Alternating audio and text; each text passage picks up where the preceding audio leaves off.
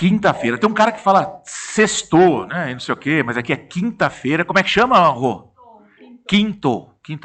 E 19 horas é hora de boteco. 19 horas, numa quinta-feira. Eu começo o boteco na quinta, porque depois já é véspera de sexta, e sexta é final de semana. Então é um argumento que eu uso para minha mulher não brigar comigo lá em casa, né? Então a gente já começa na quinta, né? Não é bom, não é? Boteco é bom, não é, cara? E aí, discutindo o boteco, e nós estamos aqui na faculdade em Anhanguera, que é do grupo Croton, cara, um dos maiores grupos de universidade do mundo. E o Croton pertence à Cogna, que é o maior grupo de universidade do mundo. Legal isso. E a gente poder participar, essa parceria que o professor, o coordenador Luiz Alberto nos chamou, e pra gente é um motivo de orgulho, né? Porque tá discutindo isso com alunos. Pô, imagina, a faculdade que é a maior do mundo, e nós falamos no bloco anterior sobre ninguém cresce 40 anos se não for bom. Como é que uma empresa se sustenta a melhor do mundo em universidade se ela não for realmente capaz, competente, se não tiver realmente professores preparados e tudo mais. Então, parabéns aí a Anhanguera, ao professor André, que é o diretor da universidade também. Show de bola. E agora a gente começa... Temos uma pergunta para iniciar o bloco. Temos? Vamos lá, querido. Como é que é o teu nome? Acho que tá ligado. Meu nome é Carlos, sou do sexto semestre de contabilidade. Boa. A minha pergunta é a seguinte: eu estudo bastante questão de empreendedorismo, de emprego, eu gosto dessa área, eu estudo muito essa área. É uma excelente oportunidade para a gente aprender na prática, né, um grande empresário. Eu gostaria de saber o seguinte: nós temos no mundo hoje várias situações que comprometem, que deixam o empresário em alerta, tanto guerra na Ucrânia, pós-pandemia, risco de desabastecimento.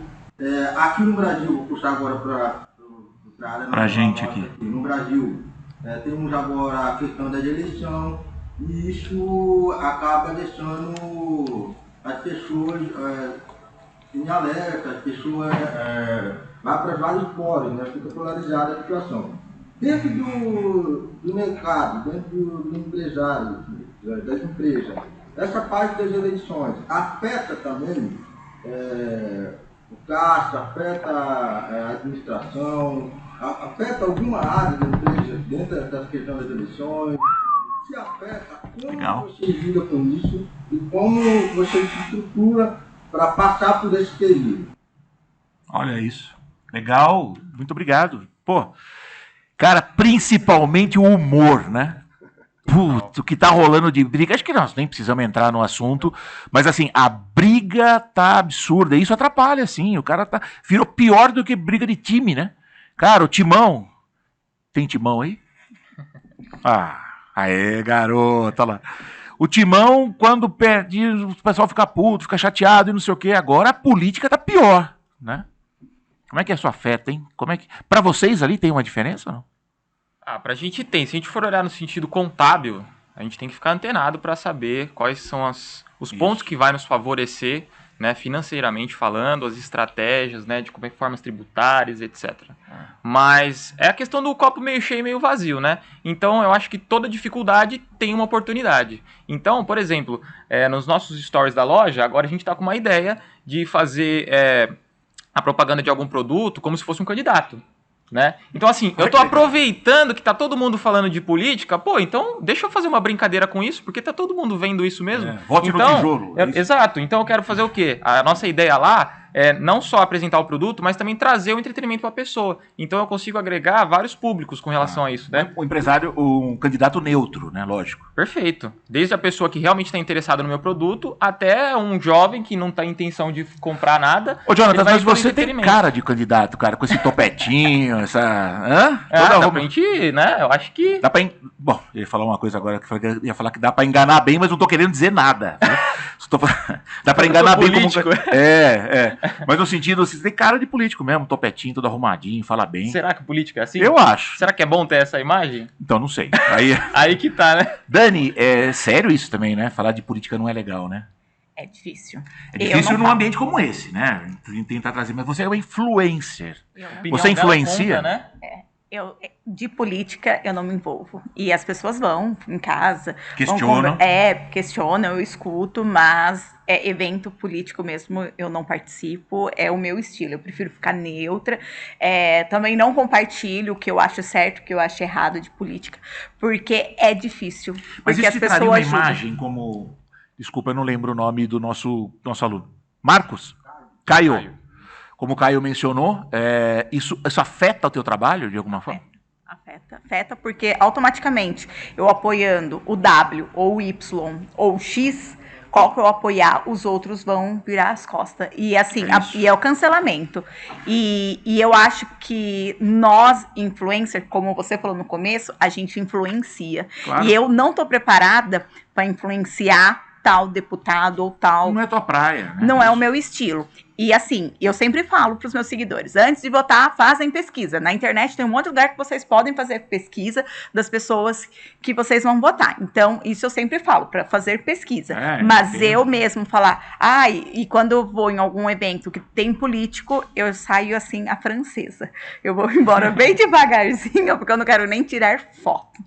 Porque é difícil, porque de repente usar a minha imagem, tira uma foto, já coloca, a Daniela comigo tá apoiando. Não tô apoiando. E até você explicar que você não tá apoiando, não tá, demora. E aí onde que vem várias pessoas. E você tem que ter um emocional muito grande quando começam a te bloquear, cancelar. E eles, assim, a internet, eu falo que não tem funil. Eles vêm e pá! Fala o que pensa. Esquece que tem uma pessoa ali que ela vai ler, que ela vai sugar aquilo, que ela é uma esponja, como todo mundo é. Então, na parte de política, eu fico bem neutra. Agora, assim, de opinião, eu gosto disso, eu gosto do laranja, eu gosto do laranja, o outro não gosto, tudo bem, aí eu não ligo, eu gosto de tal comida, eu gosto de macarrão. Isso eu já não... lógico. Eu já causa não... discussão, né? Mas tem. Tem discussão. Tem, Porque tem gente que fala assim, vai comer pão, vai comer carboidrato, um monte de coisa. E, porque você tá comendo um animal, sabe, porque eu sou vegano. Tem, mas isso já não me suga. Mas agora, a parte de política, eu prefiro ficar bem zen, fico bem quieta na minha. Há uns 2 anos atrás, nós conversamos, não sei se você vai se lembrar disso, e nós falamos muito sobre a isenção do pensamento ou da política. Sim. Exatamente por imagem, né? Engraçado que as pessoas são taxadas mesmo hoje, se ela apoia um determinado candidato, ela é taxada como uma pessoa ruim, ou boa, ou enfim. E isso é um perigo para o empreendedor, não é? Sim. Muito boa a pergunta, viu, Caio? E agradeço a oportunidade de poder falar, assim, porque é um assunto que é muito caro para mim, esse assunto. Porque se você pensar no mundo do empresário em si, nós não poderíamos, em hipótese alguma, sofrer a influência política nos nossos negócios. O empresário não pode ser refém a cada 2 anos de uma alternância de poder, porque isso abala a economia, isso abala a confiança, as pessoas elas quebram. O que eu vejo de pessoas colocando o seu recurso de uma vida e não se sustentando por 1, 2 anos, justamente por conta dessas políticas não bem estruturadas, né?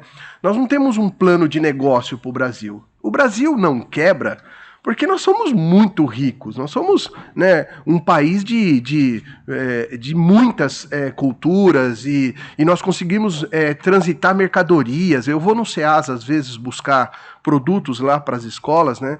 Então é impressionante a sazonalidade da maçã, da banana, e que vem do sul e que vem do norte. E a política deveria ser, né, o alicerce básico para que esses produtos chegassem. Tem dias que eu vou lá comprar um mamão, ele custa 50, na outra semana está custando 100. Essa disparidade das coisas, justamente porque um político não fez uma boa estrada, um político não fez uma reforma que deveria, as questões tributárias do nosso país. Então, assim, interfere e muito. E o empresário inteligente, aquele cara safo, esperto, ele precisa fazer um negócio apolítica. Ele precisa fazer um negócio que se sustente Isso. Além da atemporal. Ele precisa se sustentar além de todas essas interferências, né? Então é impressionante. O cara lá, de repente, resolve bombardear um paísinho pequeno como a Ucrânia e nós estamos aqui pagando um preço altíssimo em determinados produtos porque não temos infraestrutura nesse país. Então, tá mais que na hora de que os nossos políticos entendam que o empresariado não tem corpo para sustentar toda essa história. E é difícil porque não é uma coisa atual. Não é algo deste momento. Vem de muito tempo. Muito né? tempo. Então você pega, por exemplo, a história da pandemia. Uma confusão imensa. Fica em casa, não fica em casa. Fecha tudo, não fecha tudo. Vamos fazer uma experiência aqui, vamos fazer uma experiência ali. E na base, você tem 1 milhão de funcionários nas suas costas. Hoje eu tô com 100 funcionários que, da noite pro dia, eu tinha que pensar como que eu ia fazer para colocar o alimento na mesa daquelas pessoas. E os caras brincando, né, de tomar vacina ou não tomar vacina, de dar vacina ou não dar vacina. Aí os caras abrem uma CPI do nada, quer dizer, e o país para, e fica ali todo mundo como espectador, e os lojistas quebrando, e o mercado quebrando. Como se aquilo ali fosse resolver de verdade o meu problema. Não resolve. Então, e outra coisa também, acho que o Alexandre tem... acho que o seu trabalho é fundamental. Você tenta dar dignidade para o empresário. O seu trabalho é fazer com que esses que estão aqui, né, não sejam só aqueles que ganham um lucro absurdo e bebem os seus uísques a custo de uma mão de obra. São pessoas jovens que estão lá pagando um preço altíssimo. Provavelmente, o Jonathan tem muitas famílias que sustentam, que são sustentadas, né, pela iniciativa dele. E se ele quebrar, é ele o único que quebra, né? E porque os outros vão ter os respaldos todos da lei. Então veja, o empresariado, o empresário em si, ele é muito mal visto. Ele é muito mal encarado, né? Então é importante pensar que esse cara que está empreendendo hoje, e eu paro de falar aqui. Senão é papo de boteco, não é sermão de igreja, né? É papo de boteco, né? Mas acho que assim, poxa vida, nós sustentamos esse país. Né? É verdade. Nós sustentamos esse país e nós não podemos deixar que os políticos brinquem de ora isso, ora aquilo, né? E indiferente quem seja. E aqui eu não não sou apartidário nesse momento, né? Mas gostaria que esse não país tem que ser. Exato, porque no momento. É claro que cada um tem a sua escolha e tem a sua razão para isso. Mas se eu aguardar isso, meu negócio vai desandar. E é legal que essa criatividade do brasileiro que a gente falou em algum momento, ela ajuda a ser esse apartidário. Porque eu não posso depender.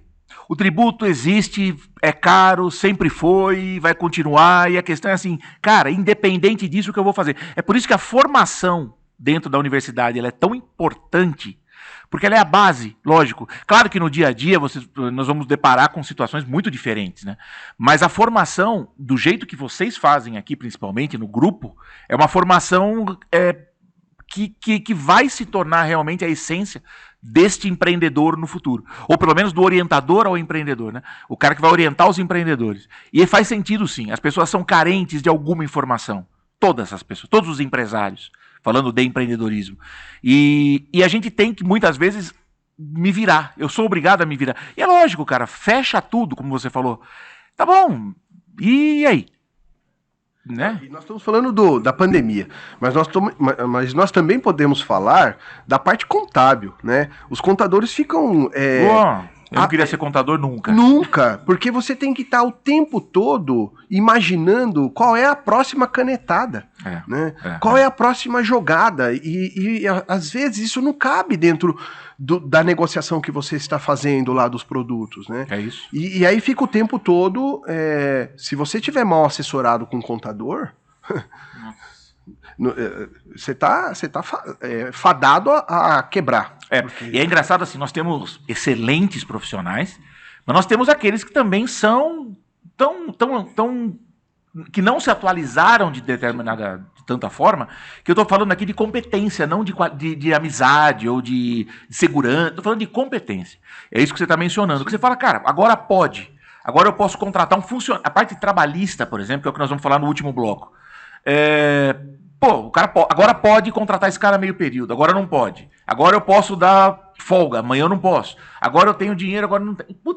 Cara, foi uma mudança Pô, de manhã era uma determinação, à tarde era outra. Ó, eu estou vivenciando um processo agora, né? Tá para ser aprovada uma PEC do ajuste salarial das enfermeiras e das auxiliares. Sim, que é teu público, teu profissional direto. Como que eu quantifico o valor que eu vou, né, colocar em mercado se eu vou dobrar esse valor dependendo de uma canetada, né? Tava 5-3 lá no Supremo, agora voltou. Não que as enfermeiras não mereçam, hein? Não tô aqui discutindo. Mas não tem uma programação, é da noite pro dia. Isso. Você precisa se preparar para isso. E aí quem tá pagando? Os hospitais, os convênios, e aí é uma cadeia imensa. De novo, elas merecem? Não estou aqui discutindo o mérito. Eu estou discutindo que todas as outras mereciam, todas as profissões mereciam. E às vezes a gente faz as coisas meio aleatórias. Então, eu dou uma canetada, dobro o salário de alguém e depois alguém vai ter que pagar no final da conta. Eu não sei se é assim, nem vou dizer que é. Não sei como é que funciona isso, mas dá a impressão que a decisão depende do humor que eu acordo hoje. Com certeza, né? Então é uma brincadeira, parece, né? Então vamos... Nós, empresários, precisamos usar essa discussão como algo que eu não devo entrar, não devo depender disso para tomar minhas decisões do negócio. E aí os conselhos começam a se estranhar. Se estranhar também. Porque, então, vamos lá, o conselho das nutricionistas vão exigir também. O conselho das pedagogas, o conselho... E aí nós vamos brigando por conselhos. Nós vamos brigando... Né?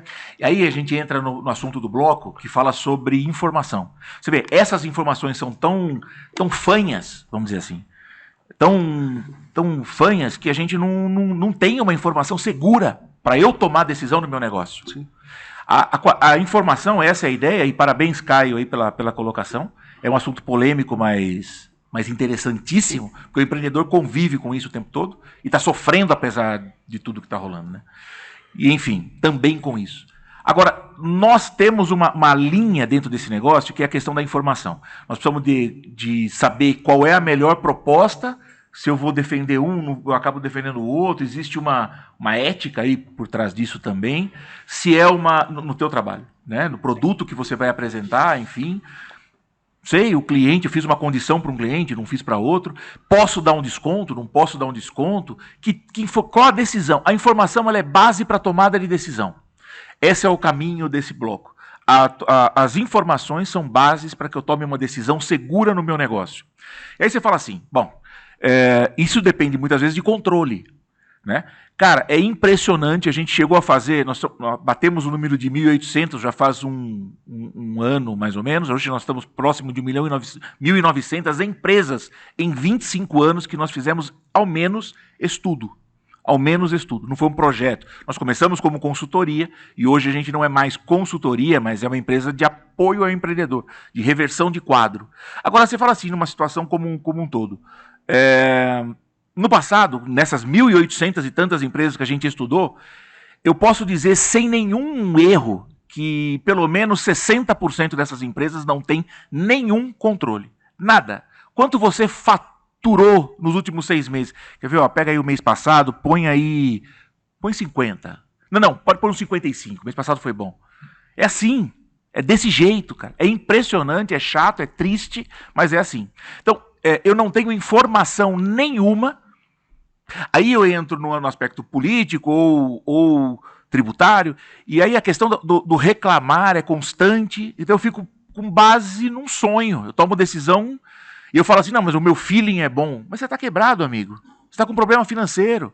Seu feeling não está funcionando. E para todas as profissões eu acho que é assim. Qual é a área, né, para dar continuidade? A informação, isso que é muito legal para a gente estar colocando nesse bloco, é assim, a tomada de decisão do empresário tem que ser pautada pela informação firme. E de novo, uma informação mais ou menos, ela é uma comunicação fanha, né? A gente tem uma brincadeira que diz assim, que a empresa fala por si. Eu, empresário, deveria escutar o que a empresa está dizendo para eu tomar uma decisão, aquilo que ela quer. E ela fala conosco por meio dos controles. Então vamos falar assim, qual a decisão que eu vou tomar?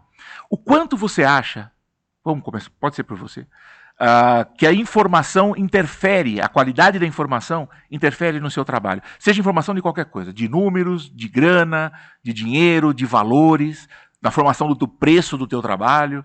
O quanto a informação ela é aliada ao teu projeto? Bom, como digital influencer, você tem que ser muito bem organizada com uma planilha.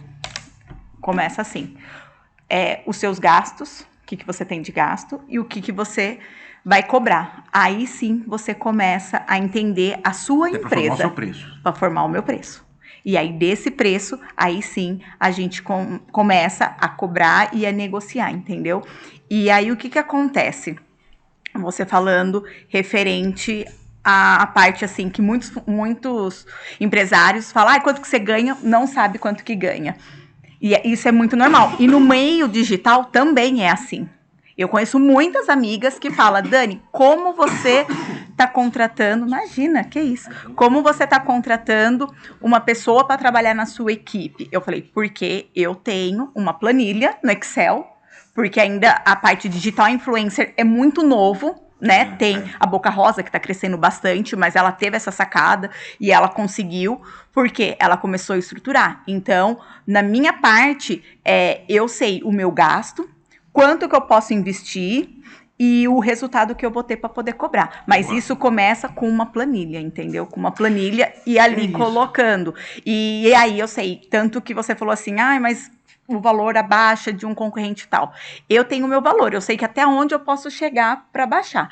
Disso, eu já falo pro cliente, olha, daqui para baixo eu já não consigo mais negociar. Eu vou contratar tal. Tudo bem, eu continuo sendo amiga, conversando com ele, falando com ele, mas aí eu não abaixo, porque se eu começar a baixar, eu não vou conseguir dar uma qualidade para ele, e eu também não vou ter qualidade dentro de mim. Você pensando, vai quebrar, lógico. Eu vou quebrar, porque daí eu falo assim, nossa, eu vou abaixar tanto. Mas você é só falar. Não, é celular, é internet, é equipe, é equipamento, é um monte de coisa. Então, assim, na minha parte, como digital influencer, você tem que ter um controle muito bom. Lógico, claro, tem uma estrutura por trás de tudo isso, né?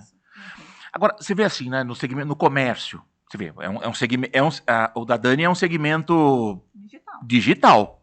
Mas assim, como se falava antigamente, fala, mas o bom de loja online, que também é digital, é porque você não tem custo. Fala, como não? O produto ele se embala sozinho, ele vai sozinho para o correio, ele vai sozinho para transportador. Não, tem uma equipe por trás, tem que emitir nota fiscal, tem toda uma estrutura. Não é simples, só não tem a presença do cliente dentro da loja. Mas é a mesma coisa, tem custos do mesmo jeito. Por isso que muitos quebraram até por isso, né? Mas assim, a digital influencer, ela também tem CNPJ, tá? Eu tenho CNPJ, empresas, eu fecho o contrato com CNPJ, então a gente também tem que colocar isso. Tem imposto. Tem imposto também. É menor, claro, porque a gente acaba fazendo MEI e tal, mas eu tenho amigas minhas que já não tá mais no MEI, né, já pulou por causa que mais você recebe, né, aí vai aumentando, porque tem um valor que você pode receber. Mas aqueles 250 mil, mais ou menos, por mês, você falou que não cabe mais no MEI. Eu tomo posse. Então tá fazendo um jogo, ó. Não, eu tomo posse. Cuidado, hein, Dani? Agora, Jonathan, assim, ó, as pessoas no comércio, para eu formar meu preço, é o preço do vizinho, que é o que a gente tava falando ali. Como é que você forma teu preço? Eu vejo quanto o cara cobra e cobra igual, né? É claro, essa é a lei. Quem determina o seu preço é o seu cliente, sim. É o seu concorrente, sim. É verdade isso. A grande questão, quando a informação ela é importante, porque eu preciso ver se eu tenho capacidade de cobrar aquele preço. Eu sei que se eu não cobrar, eu não vou vender. Se eu não cobrar um preço baixo que o meu vizinho cobra, eu não vou vender, eu sei disso. Portanto, eu vou ter que vender do jeito que ele está vendendo, porque é a mesma marca, o mesmo produto, o mesmo fornecedor, a mesma coisa. A grande questão é, eu preciso adaptar a minha estrutura para caber dentro desse preço, né? A margem que eu vou cobrar, por mais que seja menor, num montante tem que caber dentro da minha estrutura. Então, assim, se você não cabe, é porque eu tenho que mexer na minha estrutura ou fechar meu negócio. Quer dizer, é uma tomada de decisão muito séria, né?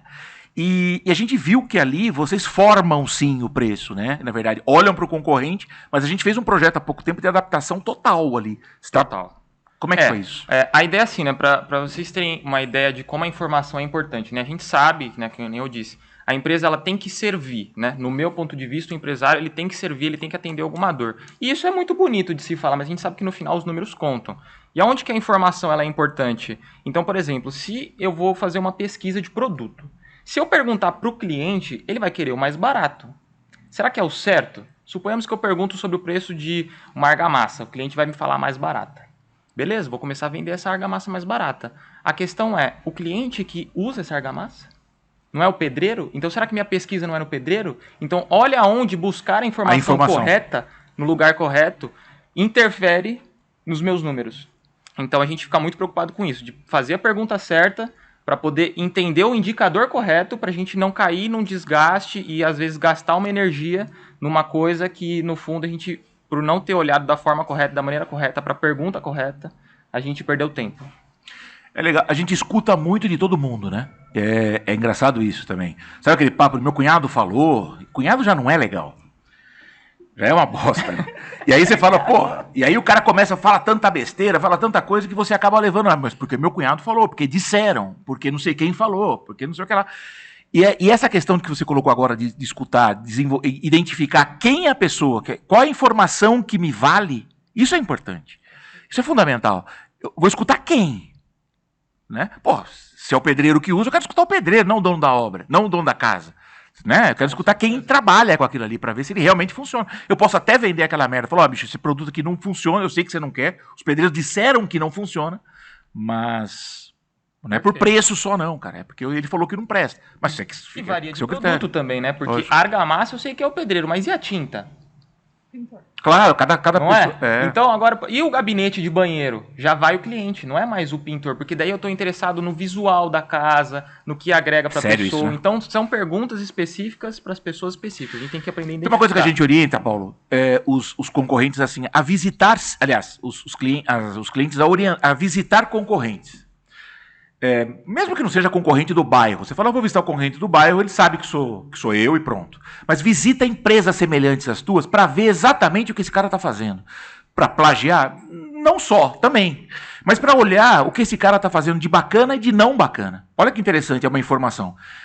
É engraçado que tem alguns caras que falam assim, olha, eu fui naquela loja, o cara fazia uma coisa, puta, terrível, sei lá, era uma coisa nem muito ética, não vou entrar em detalhes, mas assim, o cara fazia um determinado trabalho lá que não era legal, e quando eu voltei para minha loja, eu percebi que eu também fazia. E aquilo na empresa dele não chamava a atenção dele, mas no concorrente chamou. Ou seja, ele está fora do ambiente dele. Eu visitar empresas semelhantes às minhas para entender o que esse cara está fazendo, o que esse cara não está fazendo, o que eu jamais faria e o que eu poderia fazer, cara, é fundamental. É uma forma de enxergar. Então é uma informação, né? Não é só número, mas é uma informação. Você acha isso interessante, né? Sim, sim. Eu estava lembrando de uma história aqui. Padre gosta de história, né, cara? Padre é terrível. Eu vou falar para você. Mas eu quebrei 2 empresas antes de ir pro seminário. Que bom. Por isso que você foi padre, para tentar se... Fui tentar aprender alguma coisa, né? Vou rezar para ver se ninguém vem atrás de mim. Então, eu fui pro seminário com 12 anos, né? E a primeira empresa que eu quebrei foi de pipa. Eu percebia que os caras tinham uma demanda lá, e aí eu peguei um dinheiro, né? E aí eu comecei a fazer vareta, né? E comecei a vender os pipas lá. Só que era engraçado, porque eu não sabia como cobrar, né? Não sabia quantificar valor, então... E tinha um menino chamado Kiko, e ele comprava todos, né? E ele colocava no ar, os caras iam lá e cortava e pegava dele. E vendia depois para ele também. Então, eu abri um concorrente do meu próprio produto, então eu quebrei, né? Depois eu fui pro seminário, e aí eu voltei do seminário, enfim, e aí eu fui me inventar de novo de uma nova empresa de vender... Sabe aquele boteco que você tem aquela salsicha no espeto? Sei.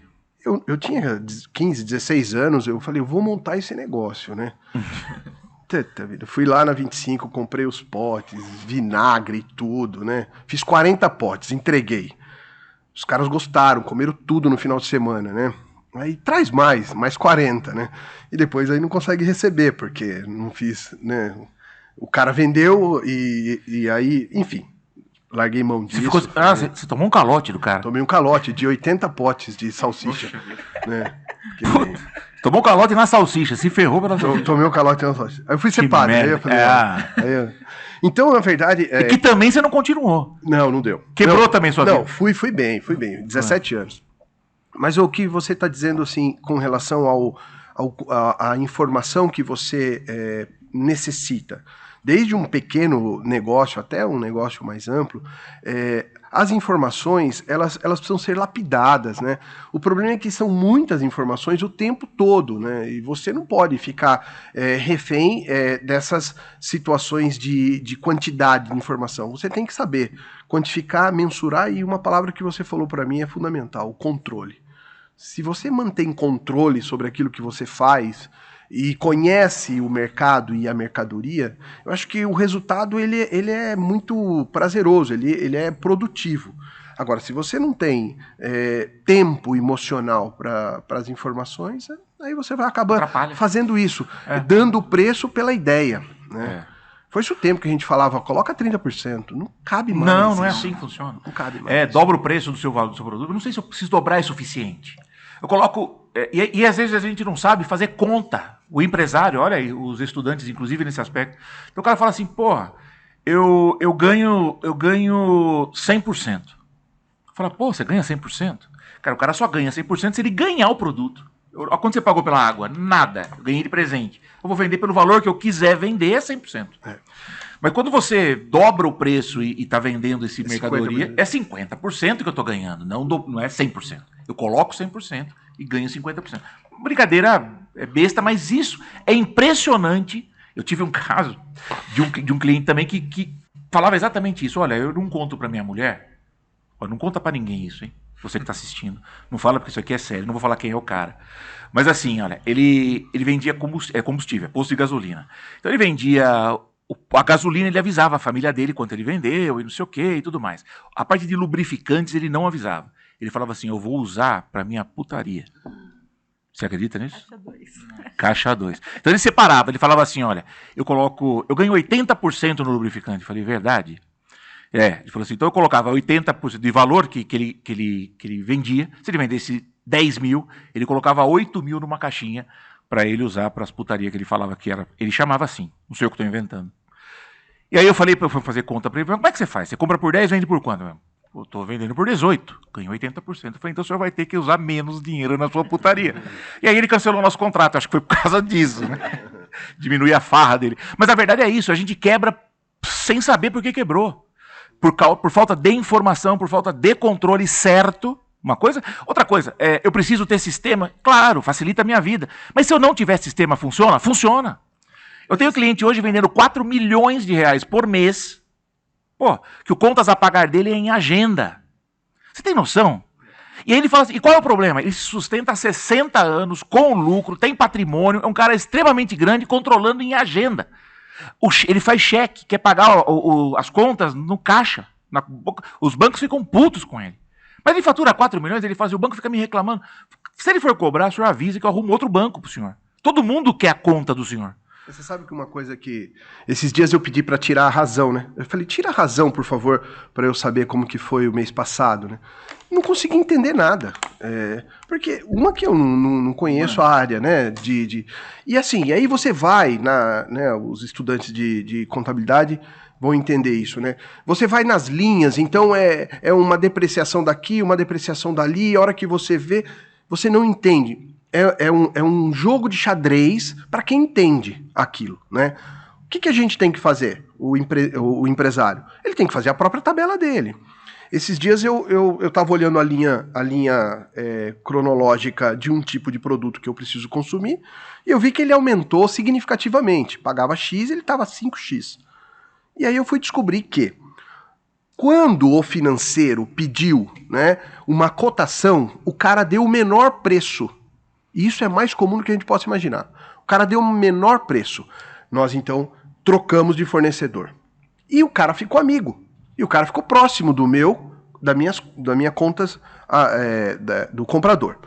E aí, de repente, o cara, nessa questão da sazonalidade dos produtos, ele foi acrescentando os benefícios. Entregando um pior produto, porque eu não vejo o produto chegar. É muito distante para eu poder acompanhar 100% do produto que chega. Eu não consegui acompanhar a beleza do produto. O meu comprador também não, porque fica sentado no escritório. E as meninas faziam o que dava, as cozinheiras faziam o que dava. Eu cheguei a ver esse 5X, né, do pior produto que eu tinha do início do primeiro X. Interessante demais. E aí o que a gente tem que fazer? Descer da cadeira de empresário, Claro. ir lá no Ceasa, bater lá, falar, fulano, quanto custa? E aí eu descobri que, assim, o cara levou muito dinheiro. Um ano todo de muito dinheiro. O primeiro entrevistado do programa Papo de Boteco foi o Max Geringer. Vocês devem ter visto. A primeira entrevista foi muito legal, foi lá no Boteco mesmo, e aí foi extremamente interessante. E tem 2 pontos dele. Um que ele mencionou, que foi bem legal, que o grande erro, as empresas, a facilidade maior, aliás, a forma mais fácil de você quebrar uma empresa é começar cortando custos. E é legal, porque ele não quis dizer que não deve se cortar custo, mas eu preciso entender qual é o custo certo que eu preciso cortar naquele momento. Isso é muito sério. Se eu não tenho o controle, eu não sei por onde começar. Corta a gente. Pô, mas de repente você cortou a única fonte que você tem. Pô, aonde eu vou mexer? É o jogo de xadrez que você mencionou. Então, assim, que eu crie um relatório, como você disse, que eu achei fantástico, de um jeito que você entenda, que seja muito perfeito, que te dê a informação, não importa se é manual, se é eletrônico, não interessa, mas que você tenha confiança naquela informação para que você tome a decisão certa. É seríssimo isso. É claro que o sistema é legal, nós entrevistamos o pessoal do SAP, entrevistamos de um outro sistema também, que tá tudo no nosso canal, acho que é legal para vocês verem que tem assuntos específicos, né? Tem conversas específicas. É lógico que o sistema agiliza, mas se o cara é avesso a isso, não quer saber, ele é contra, é uma pessoa um pouco mais antiga que não quer mesmo entrar nisso, não é por isso que ele vai quebrar. Ele vai quebrar pela falta ou pela decisão errada. Então, mas uma coisa que aconteceu mês passado, né? Então, eu estou locado em uma região em que a pressão da água ela é muito forte. E a casa é antiga, então estoura todos os canos. Foi pelo controle financeiro que eu percebi que houve uma diferença do pagamento da Sabesp ou do DAI, depende do lugar, né? E aí nós fomos até em loco ver o que estava acontecendo e eu estava jogando água, fazendo uma cratera no prédio, né? E se você não tem esse controle, porque se você paga esse boleto e vai pagando tudo no DDA hoje, né? É isso, né? DDA, né? Se você vai pagando, vai simplesmente... Sem critério, você não percebe. Nós estamos falando de um faturamento pequeno. Agora, você imagina um faturamento grande, de uma empresa grande. Da Dani, por exemplo. A Dani. Ainda bem que ela faz a planilha, não é isso, Dani? Planilha, gente. Mas é isso, porque forma o meu preço base em tudo. As informações que eu tenho dali, o que eu gasto, como que eu posso. É as minhas informações, como digital influencer. Diferente de uma empresa igual de vocês, que já agrega bem mais funcionários, você tem que alimentar com bem mais informações. Não é só a água, a luz, o aluguel, a funcionária, o carro, a gasolina, a internet, o equipamento. O meu, assim, tem informações, mas não tanto como o de vocês. Vocês são fornecedores, mas né? tem sim. A questão Tem informações. Claro, dentro da sua estrutura, quer dizer, não existe um problema maior ou menor, quer dizer, o meu problema é o maior do mundo para mim. É o que eu estou vivendo. Né? Isso é muito sério, cara. E os empresários têm essa briga, né? De falar, pô, a minha empresa tem uma particularidade que no meu segmento é muito difícil. Não, claro, é porque você só conhece o seu. O outro também tem problemas seríssimos, mas você ainda não sabe. E é fácil entender que, não, pô, pra Dani é tranquilo, porque ser influencer é muito fácil, porque faz câmera. Porque eu tô com um problema no meu negócio e me espelho no teu, mas não é assim que funciona, não é? Agora, e o Max fez uma outra coisa, com base no que você mencionou também, que eu achei que foi muito legal. Teve uma época que ele trabalhou numa emissora e ele fazia um chefe infiltrado. Você lembra dessa história? Não? Ele entrava como ele entrevistava, ele promovia que o dono da empresa, que o diretor da empresa, vocês conhecem? Vocês lembram dessa história? O dono da empresa vinha para a produção, ele se passava por um operador. Então ele se caracterizava, tinha uma maquiagem e tudo mais, e era o dono, era um diretor, era o CEO, e esse cara vinha para a produção e exercia a função junto com os profissionais, disfarçado, e aí ele sentia quais eram os problemas dentro da empresa de verdade, coisa que ele não imaginava. Quanto esse cara aprendeu com isso? Muito. É no dia a dia mesmo, né? É na prática, é no coisa. E os empresários precisam começar a entrar nessa coisa das informações, mas também vivenciar os problemas ou vivenciar a empresa como um todo. É sério isso. Se for também no lugar do funcionário, né? Claro. Eu acho que isso é importante. E a gente entra nesse assunto. Eu acho que é importante. Nós, empresários, se pôr também, e meu pai também falava, com o dono que engorda boiada. E é verdade. Se certeza. você não vesse, Isso. né? Se você não tivesse ali olhando, você estaria pagando até hoje a água. E hoje tem assim tantas por formas de diante. olhar, né? Tem. Então, hoje tem, putz, é fácil a gente olhar o... A gente tem que ter funcionários pra gente, equipe, para delegar, mas a gente tem que estar ali sempre olhando. Muito bom. Agora a gente encerra mais esse bloco. A semana que vem a gente volta, quinta-feira de novo. Obrigado mais uma vez, viu? Por vocês estarem conosco aqui. Doando esse tempo aos empreendedores do Brasil. Isso é legal, cara. Quero saber que hora que nós vamos tomar uma, né? Porque isso tá, você tá nos devendo isso. Não, nós vamos tomar uma já já. É. A gente sai da universidade. Não. Por causa disso. O diretor André deixou determinado, foi determinante nisso, né? Proibido, não pode. Claro, faz parte da política e tá certo. É assim que funciona mesmo. As universidades têm que ser levadas a sério. Do jeito que o grupo faz, o Grupo Anhanguera é fantástico nisso. São muito sérios em todas as áreas. Quanto mais nessa, né? Galera, quinta-feira, às 19 horas em ponto, nós vamos estar aqui de novo. Grande abraço a todos, muito obrigado e até quinta-feira.